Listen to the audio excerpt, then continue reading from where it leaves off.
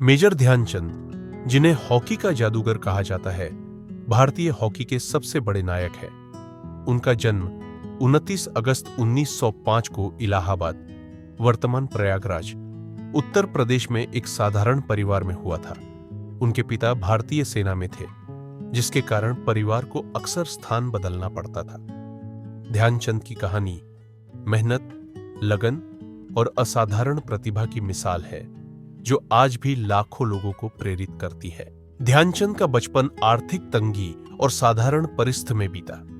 उनके परिवार की आर्थिक स्थिति कमजोर थी और शिक्षा पर ज्यादा ध्यान नहीं दिया जा सकता था। लेकिन ध्यानचंद को खेलों से लगाव था। 16 साल की उम्र में उन्होंने भारतीय सेना में भर्ती होकर अपनी जिंदगी की नई शुरुआत की। सेना में रहते हुए उन्होंने हॉकी खेलना शुरू किया। उस समय हॉकी उनके लिए सिर्फ एक शौक था, लेकिन उनकी असाधारण प्रतिभा जल्द ही सामने आई। उनके कोच पंकज गुप्ता ने उनकी प्रतिभा को पहचाना और उन्हें प्रशिक्षण देना शुरू किया। ध्यानचंद की गेंद पर नियंत्रण, तेजी और गोल करने की कला ने सभी को हैरान कर दिया। उनकी हॉकी स्टिक को जादू की छड़ी कहा जाने लगा। ध्यानचंद का अंतर्राष्ट्रीय करियर 1926 में शुरू हुआ, जब उन्हें न्यूजीलैंड दौरे के लिए भारतीय हॉकी टीम में चुना गया। इस दौरे में भारत ने 21 में से 18 मैच जीते और ध्यानचंद ने अपनी प्रतिभा का लोहा मनवाया। लेकिन उनकी असली पहचान 1928 के एम्स्टर्डम ओलंपिक में बनी। इस ओलंपिक में भारत ने हॉकी में स्वर्ण पदक जीता और ध्यानचंद ने टूर्नामेंट में सबसे ज्यादा 14 गोल किए। 1932 के लॉस एंजल्स ओलंपिक में भी ध्यानचंद ने इतिहास रचा।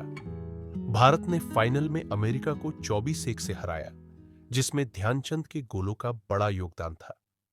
1936 के बर्लिन ओलंपिक में ध्यानचंद ने फिर से भारत को स्वर्ण पदक दिलाया। फाइनल में जर्मनी को 8-1 से हराया गया। 1936 का बर्लिन ओलंपिक ध्यानचंद के करियर का सबसे यादगार पल था। इस बार वे भारतीय टीम के कप्तान थे। टूर्नामेंट में भारत ने कई मजबूत टीमों को हराया। फाइनल में भारत का मुकाबला मेजबान जर्मनी से था। इस मैच को देखने के लिए तत्कालीन जर्मन तानाशाह एडोल्फ हिटलर भी मौजूद थे। बारिश के कारण मैदान गीला था, लेकिन ध्यानचंद ने जूते उतारकर नंगे पांव खेलने का फैसला किया, ताकि वे गेंद पर बेहतर नियंत्रण रख सके। भारत ने जर्मनी को 8-1 से हराया और ध्यानचंद ने कई गोल किए। और ध्यानचंद की कप्तानी में भारत ने हॉकी में हैट्रिक पूरी की। बर्लिन ओलंपिक में ध्यानचंद की स्टिक वर्क को देखकर लोग इतने हैरान थे कि उनकी स्टिक की जांच की गई। विरोधी टीमों को लगता था कि उनकी स्टिक में कोई चुंबक या जादू है, लेकिन यह सब ध्यानचंद की मेहनत, अभ्यास और कौशल का नतीजा था। ध्यानचंद का जीवन आसान नहीं था, के बावजूद उन्होंने कभी हार नहीं मानी। आर्थिक तंगी, सामाजिक बाधाएं और औपनिवेशिक भारत में खेल सुविधाओं की कमी ने उनके रास्ते में कई रुकावटें खड़ी की। फिर भी ध्यानचंद ने अपने जुनून को कम नहीं होने दिया। सेना की नौकरी के साथ साथ वे रात को प्रैक्टिस करते थे। उनकी मेहनत और अनुशासन ने उन्हें दुनिया का सर्वश्रेष्ठ हॉकी खिलाड़ी बनाया। ध्यानचंद का व्यक्तिगत जीवन भी प्रेरणादायक था। वे एक साधारण और अनुशासित व्यक्ति थे। उन्होंने अपने परिवार और खेल को हमेशा प्राथमिकता दी। उन्होंने 1956 में हॉकी से संन्यास लिया, लेकिन उनके योगदान को कभी भुलाया नहीं जा सकता। ध्यानचंद का निधन 3 दिसंबर 1979 को दिल्ली में हुआ। उनकी मृत्यु के बाद उनके सम्मान में दिल्ली में मेजर ध्यानचंद नेशनल स्टेडियम बनाया गया।